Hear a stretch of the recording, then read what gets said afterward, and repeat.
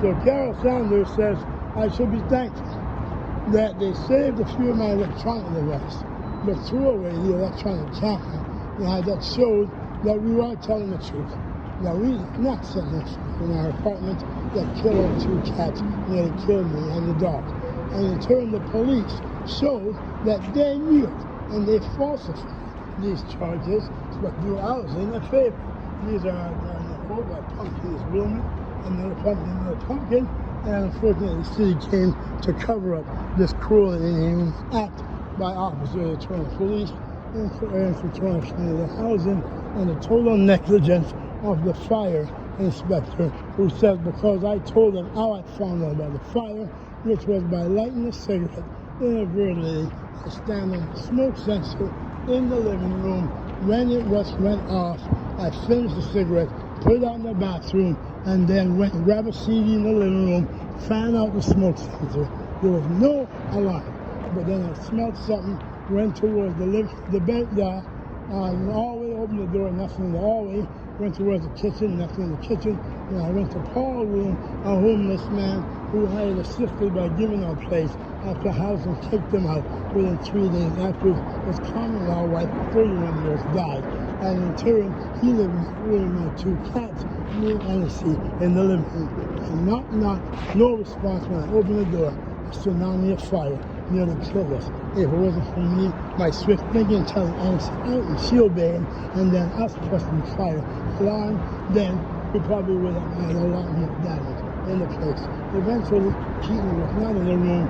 He showed up and he said, oh my God, if I was there, I could stop this. He says, I have a 7-inch cell phone.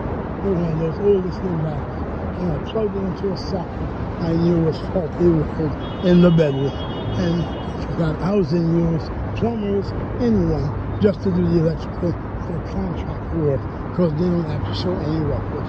And in turn, he says if he was there, he could have stopped the fire in the bedroom.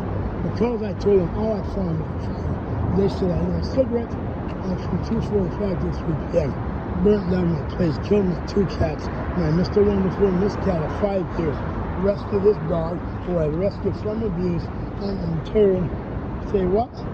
And then in turn they charged me for negligence, endangering animal, or mischief, endangering human. So if the police were charging me, arson is a deliberate act. You cannot act under the charges of negligence or mischief unless you were fabricating those allegations for other purpose. The Supreme Court of Canada against Olivia Chow, the Superior Court of Ontario against the police, human rights, and housing. I had no motive. Police and housing did. And it's clear there's zero possibility I have committed these false charges. So we're down here in the garden. We planted some beans, and this is down me and my dog. That's where we live for the past 6 months after being ordered homeless by the Toronto cops on false fabricated charges. And the city has come down here 6 to 8 times to paint over these allegations. Torture in Toronto, Kevin Clarke's story. And we ask all levels of government, all MPs, all city councillors, and those in charge of the law, the ombudsman, the human rights, the landlord and tenant tribunal, to clear it, and the Premier of Ontario, and the Prime Minister of Canada, to look at this despicable, disgraceful act, cruelty to animals and cruelty to humans. Torture in Toronto, Kevin Clarke's story. Okay? Sorry? You make a movie about this guy and you present it to the TIFF people. I guarantee they're gonna make the movie for you. Okay? Okay.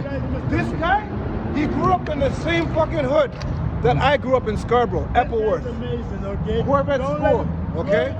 We have a connection together. But you gotta concentrate on him first. Yes, thank And you. you got me. Yes. Don't worry, you got me. Thank you, bro. And that guy can punch because he punched me and he ripped all this down. But this guy's amazing. That man's amazing. Mr. McHungry on the garden.